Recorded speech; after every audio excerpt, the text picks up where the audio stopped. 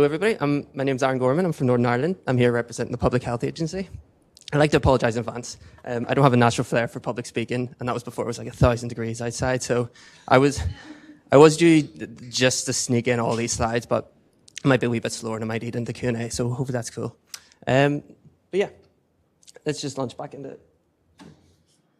So, I'm a data scientist, so I lead the model and work on the microsimulation that belongs to the population health modelling capability that we're building out in Northern Ireland from the Public Health Agency. So every constituent country would have, England, Scotland, Wales will have their public health agencies, and they're devoted to kind of surveillance and monitoring the health and the betterment of health of their population as well. Essentially what they're looking to do is, there's epidemiology, like communicable disease side of that, but there's also the non-communicable disease and chronic long-term condition side of that as well. Epidemiology happens over shorter term, so it gets a lot more focus and resourcing, but the non-communicable disease happens years in advance. And while there's modifiable aspects to that, that the agency is responsible for administering, sometimes it just falls by the wayside just as a result of it just being not going to the results of maybe chronic long-term conditions not hitting during the current financial year over a 3-year, 5-year corporate plan.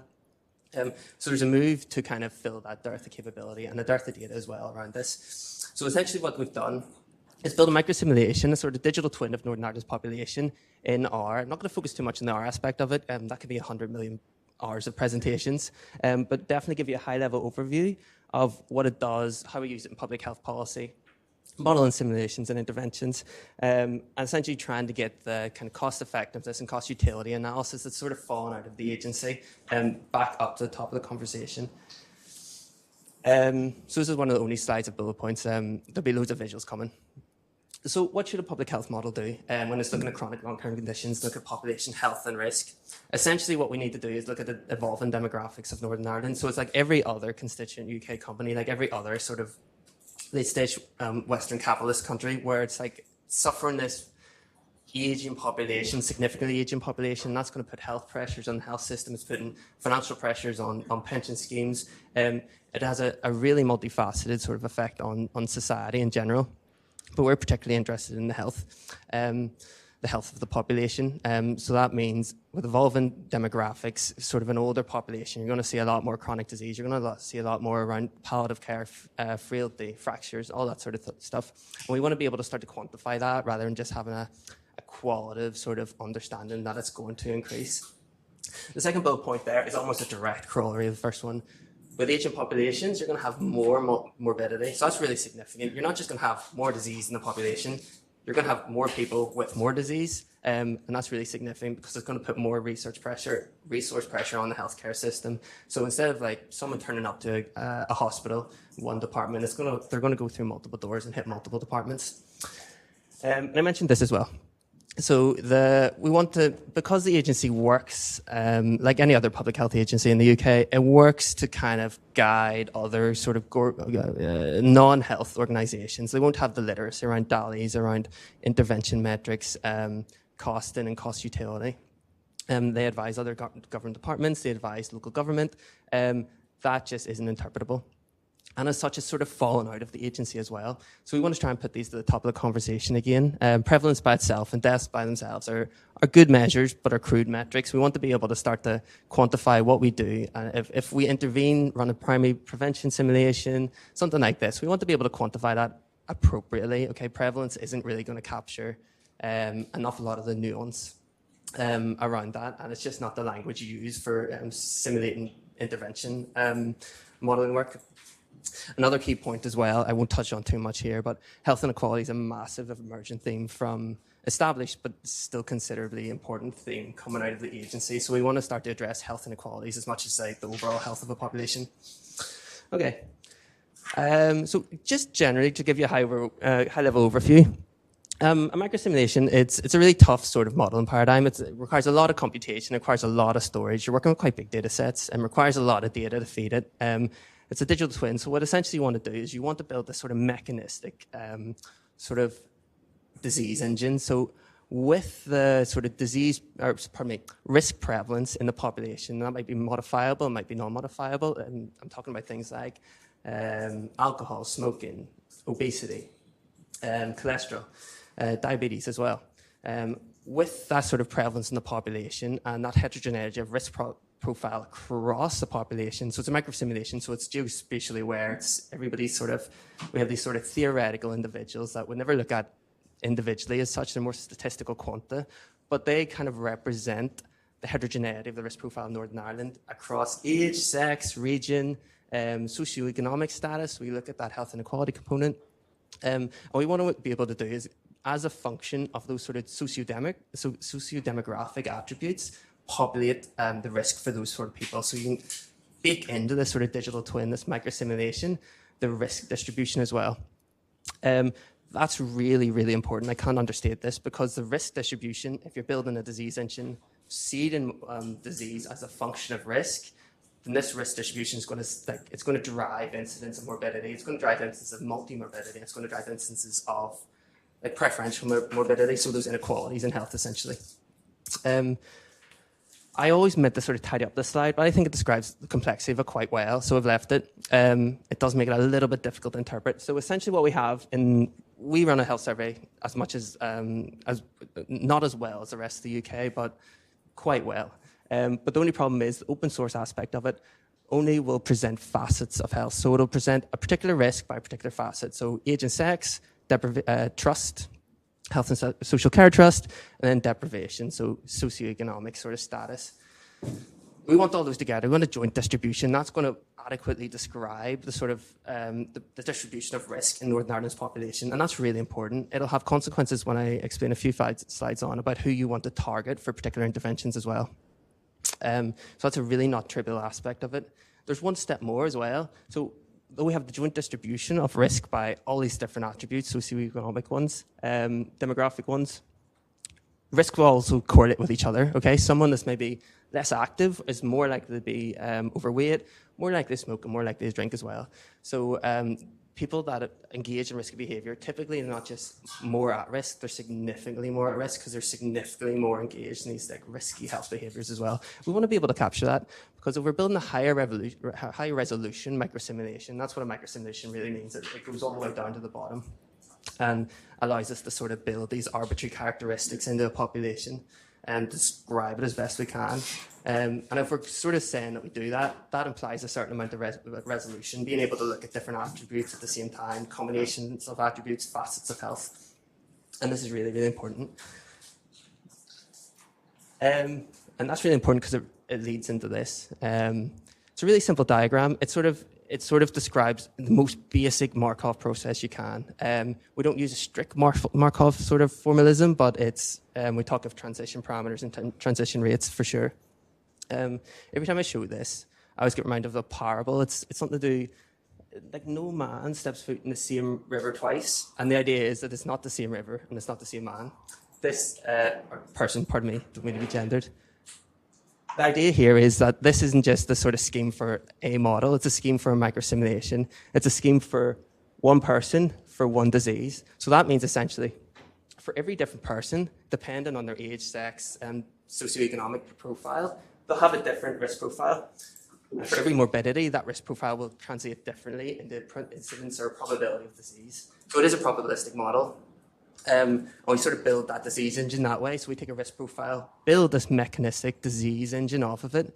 And that's really significant because, one, if we have a really high resolution sort of like depiction of Northern Ireland's population with its risk sort of distribution, we want to be able to conserve that and being able to keep that really high resolution status through to morbidity, incidence, and prevalence as well, because that's where a lot of the value is going to come from. There's something else I want to say about the slide. Oh, yes, and the second piece is also as important. Because we built this sort of mechanistic piece of disease will sort of be driven by the risk of the population. What we can do then is we can start to simulate what we do if we modulate some of the risk profiles, so if we reduce the prevalence of obesity. If we start to build in simulations and interventions, simulated interventions, pardon me, to be able to see if something changes in the population, what's the downstream effect of that? And so that's a disease engine. That's a really significant part. So at every point of the pipeline of building this model, there needs to be that appropriate level of resolution, or else we kind of lose it. So there's no point putting a huge effort in a particular point and then losing it further up downstream. Okay, so this can be wildly extended. The reason I put this in is a little bit to bring it back to R. The reason we chose R was really simple because it has a first-rate dashboarding solution in R-Shiny. A little bit of, not what I'm talking about today, but there is a big amount of trying to get this integrated in the public health agency. There's been a data and digitization effort, but it's moving slowly and people are still suspicious. It's still an agency that's centered around domain knowledge, like housed with public health consultants with decades of experience. That's like largely entrenched and not something that moves very, very easily. So there's a little bit of reluctance to adopt this, despite the fact there's a huge amount of value in it. So what we do, when I talk about moving prevalence of risk factors to sort of see the downstream effect of morbidity, that's a primary prevention intervention. So what you're looking at there is trying to stop disease. You can also look at screening interventions, which is sort of secondary intervention as well. So you can start to see it, what happens if we start to, rather than stop disease, surface latent disease that's in the population already. Because as you know, in particular with any site-specific cancer screening, better or earlier diagnosis leads to better prognosis. So this is something I want to talk about in terms of surfacing that to a non-technical audience. R-Shiny is fantastic at doing that. So rather than saying this, giving this spiel about microsimulation, which I'm comfortable telling to you guys, wouldn't be as comfortable talking to a senior leadership team or a use case team writing a business case. They just want to see results. So what we can do is start to simulate population health risk, whatever the use case. This is actually a really small example. This isn't very demonstrative of our all the sort of capability that we've built, but it is very, very good at just surfacing a good example of how we surface insights to really start to get buy-in from the agency, and that's a really, really critical part of a project like this.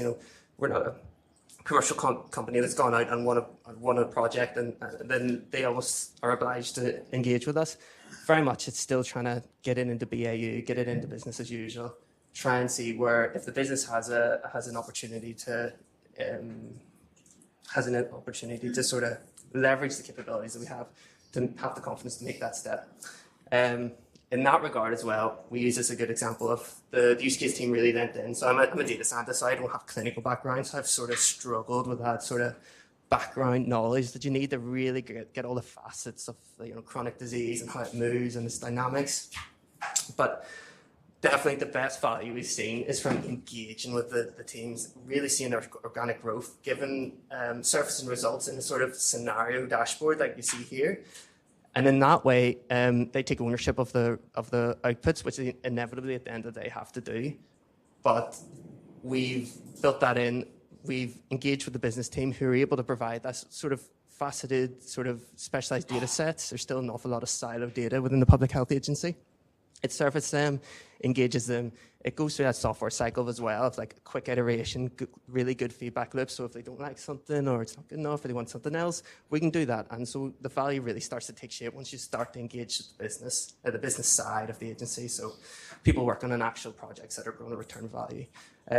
So that's what that project sort of looks like. It was one of our early ones. And the sort of platform that really got this a lot of traction. Some of the other outputs we do, so it's not lost on us that funding this project's not trivial, and also we need to show value back to the agency to show why they're giving us money against giving money to some other project. What we've been able to do as well is, again, it's not a huge demonstration of our capabilities, but it brings us back in line with an awful lot of England, Scotland and Wales agencies, because we've started to produce disease prevalence forecasts as well. That was not a capability that we had. But it was something that brought us power to the rest of the agencies in the UK.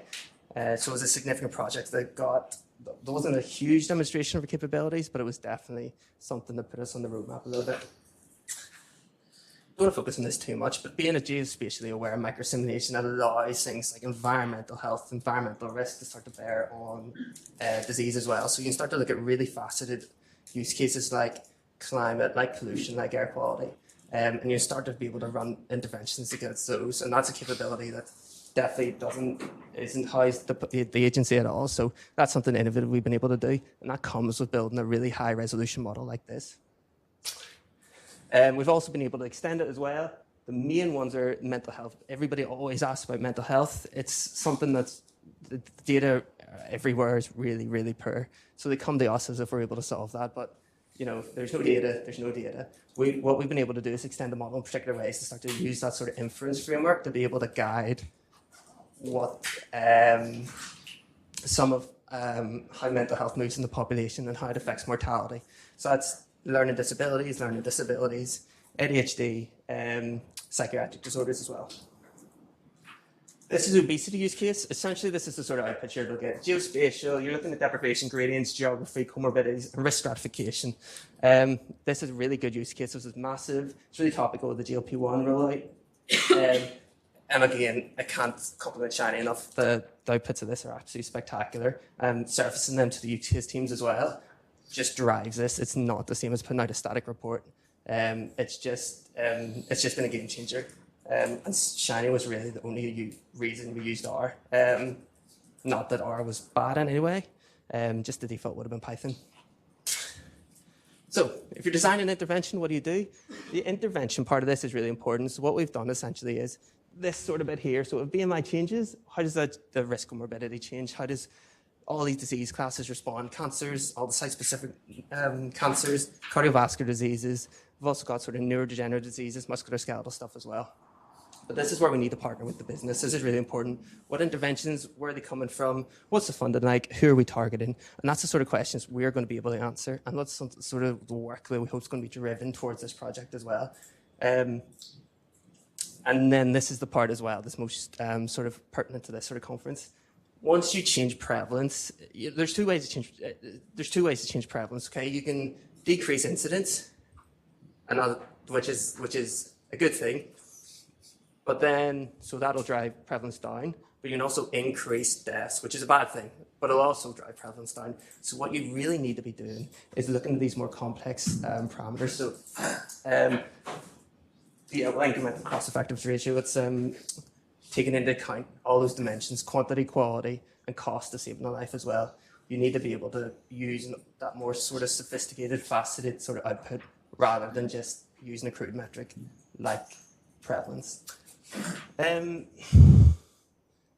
that's me. So hopefully I've given you a really short sort of timeline, or not timeline, but route towards what we try and do, how we build it up, how we transform, and then how we output as well. I could have fit so much more in. Sorry that I couldn't. But thank you for listening. I really appreciate it. Thanks very much, Aaron. I think we have time for just one question, if anybody's got one. Or maybe I could just ask a quick question. Have you got one? Sorry. So these are obviously very impressively complex models. How do you go about validating your predictions, or is that built into your workflow, like the prevalence projections for the non-communicable diseases? Sorry. Thank you. Sorry. Yeah, that's a good idea. All we have to do is we just have to build our population a few years back and then and work it forward to where their data exists. So we just sort of try and find out how that trend is keeping over the short term and hope it holds for the long term. That's the best, I suppose, we could do. Yeah. Thank you very much. Okay, let's have one more question, sir, before we move on to... Hi. Earlier you mentioned the value of earlier diagnosis or identification of issues for patients. How do you model unobserved or unobservable things like when a patient actually became prevalent in a disease? Aren't all the risk equations based on data that's been observed, like diagnoses that have been made? How do you know how long somebody went undiagnosed for? I'm not going to directly answer the question. I think we've got a little bit short, not enough time, but that's a really, really good point. So a lot of the data that drives this is data from our GP data in Northern Ireland is called GPIP. Every constituent UK nation will have access to their GP data. It's used for cough awarding. I don't know what it's branded like over there, but people always see it as like a census data set, like a really golden data set.